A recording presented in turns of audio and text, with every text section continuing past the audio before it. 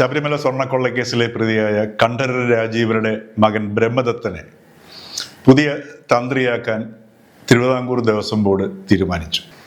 കേരളം അകപ്പെട്ട് കിടക്കുന്ന സാംസ്കാരികവും ബൗദ്ധികവുമായ എല്ലാ ജീർണതകളിൽ നിന്നും പുറത്തു കിടക്കാനുള്ള ഒരു സുവർണ അവസരമാണ് കവിയും അതേപോലെ മുൻ ചീഫ് സെക്രട്ടറിയും ടാഗോറിൻ്റെ ഗീതാഞ്ജലിയുടെ പരിഭാഷകനുമൊക്കെയായ Devaswom board president K Jayakumar കളഞ്ഞുകുളിച്ചത്.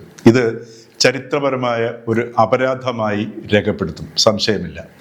ഇന്ന് ശബരിമലയിൽ കാണുന്നതും ശബരിമലയുമായി ബന്ധപ്പെട്ട എല്ലാ സംഗതികളിലും കാണുന്ന ജീർണതയുടെ മുഖ്യ ഉത്തരവാദിത്വം അതല്ലെങ്കിൽ മുഖ്യ കാരണം എന്ന് പറയുന്നത് താഴമൺ മഠത്തിൽ നിന്നുള്ള ഒരു തന്ത്രിമാർക്കും എന്താണ് തന്ത്രമെന്നോ മന്ത്രമെന്നോ യന്ത്രമെന്നോ അതല്ലെങ്കിൽ അർച്ചന എന്താണെന്നോ ഒന്നും അറിയാൻ വയ്യാത്തതിൻ്റെ പോരായ്മ കൊണ്ടാണ്.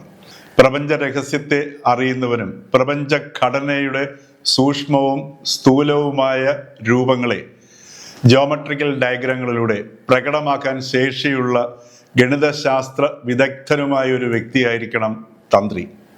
Devaswom board president K Jayakumar ഓർക്കേണ്ടിയിരുന്നത് തൻ്റെ ഉത്തരവാദിത്വം താഴമൺ മഠത്തിനോടല്ല, മറിച്ച് ശബരിമല പ്രതിനിധാനം ചെയ്യുന്ന സത്യം എന്താണോ അതിനോട് ചേർന്ന് നിൽക്കുക എന്നുള്ളതായിരുന്നു. ബ്രഹ്മദത്തനിലൂടെയും ശബരിമലയുടെ ജീർണത ഇനിയും വർദ്ധിക്കും എന്നുള്ളതിൽ സംശയമില്ല. കാരണം ബ്രഹ്മദത്തൻ്റെ സാന്നിധ്യത്തിൽ നിന്നുകൂടിയാണ് ശബരിമലയിൽ നിന്ന് നീക്കം ചെയ്യപ്പെട്ട വാജി ശില്പം താഴമൺ മഠത്തിൽ നിന്നും പ്രത്യേക അന്വേഷണ സംഘം കണ്ടെടുത്തത്.